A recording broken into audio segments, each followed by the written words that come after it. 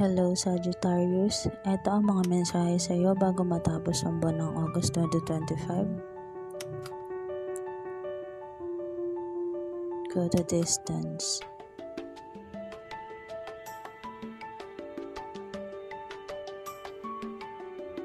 Yin, Observer,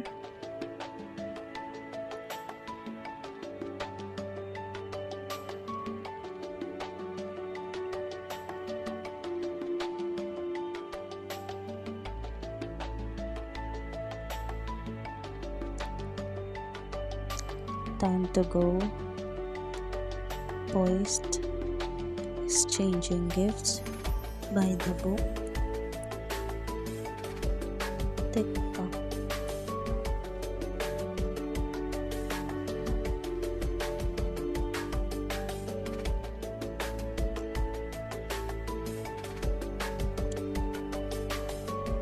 Confirmation kung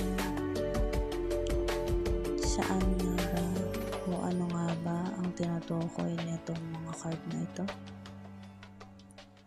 Kailangan natin ng confirmation. Kuha tayo ng iba pang card.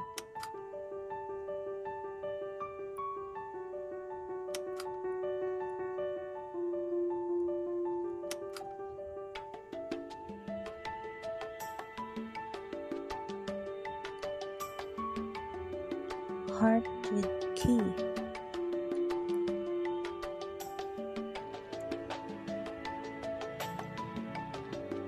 The Butterfly, Soulmate,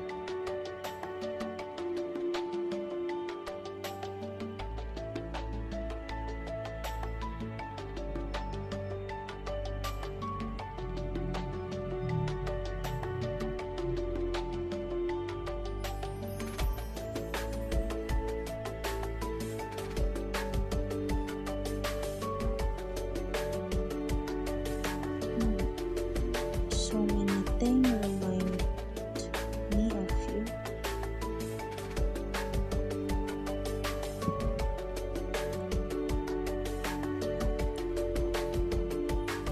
Finding out the truth crushed me.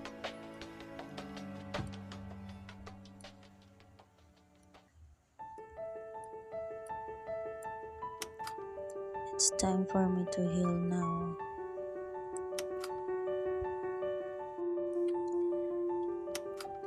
Kaya narito ang mga card na tumutukoy sa healing, the inner child, growth, relationship, evolving to the next phase, welcoming love, open your heart,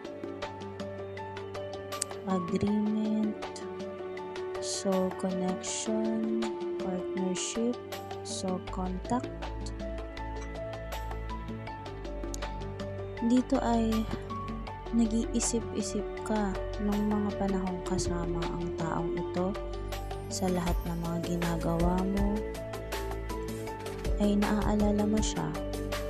Subalit may mga bagay kang natuklasan o mga revelasyon na hindi mo inaasahan at ito'y hindi naging madaling tanggapin. Ito ang oras para mag-umpisang paghilumin ang mga sugat sa iyong kalooban. Sa pagtatapos ng buwan na ito, ay makikilala mo ang iyong tunay na soulmate na magbibigay sa iyo ng inspirasyon para sa iyong mga ninanais sa buhay. Gabay na mga mensahe para sa iyo sa ibang aspeto ng iyong buhay, trabaho, relasyon o isang sitwasyon. Mahalaga na balansehin ang pagbibigay at pagtanggap at maging bukas sa mga oportunidad na dumarating. Ang layunin ng card ng Yin ay gumawa ng espasyo sa buhay mo sa parehong mental at pisikal para maipakita mo ang iyong natural na intensyon para sa iyong mga pangarap. Nagpapahiwatig rin na kailangan mong sundin ang mga tinakdang proseso o protocol. Maaring may sitwasyon kung saan mahalaga ang pagsunod sa mga patakaran upang makamit ang ninanais na resulta. o upang maiwasan ang mga problema. Sinasabi rin na maging handa o nakahanda sa isang bagay na paparating, na pagkakataon o hamon na may kumpiyansa at panatag na kalooban. Pinapayuhan kang kailangan mong kumilos kaagad. Ipinapahiwatig rin nito na ikaw ay may limitadong oras lamang para sa iyong sitwasyon o oportunidad, kaya mahalagang huwag itong sayangin. Maging mapagmatsyag rin sa mga palatandaan na lumalabas sa mga bagong oportunidad na dumarating sa iyong buhay. Kung mayroon kang pinagpapaliban ngayon, ito ay isang paalala na ang oras ay mahalaga at kailangan gumawa ng hakbang sa lalong madaling panahon. Maaari ring may isang pagkakataon sa kasalukuyan na nangangailangan ng iyong agarang atensyon. Babala, ang pagkaantala ay maaaring magresulta sa pagkawala ng pagkakataong ito. Iminumungkahi na kailangan mong lumayo sa iyong kasalukuyang sitwasyon upang makakuha ng mas malinaw na pananaw at maunawaan ang mga pangyayari. Hinihikayat ka nitong tignan mo ang iyong sarili at mga pangyayari sa paligid mo. Kinakailangan mo rin na magtiyaga at magpursige na tapusin ang isang bagay.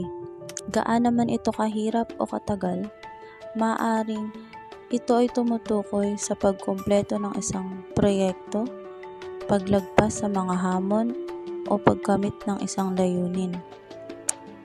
Ang mensahe ng card na time to go ay nagsasaad na nasa dulo ka na ng isang paglalakbay at hindi pa nagsisimula ang susunod.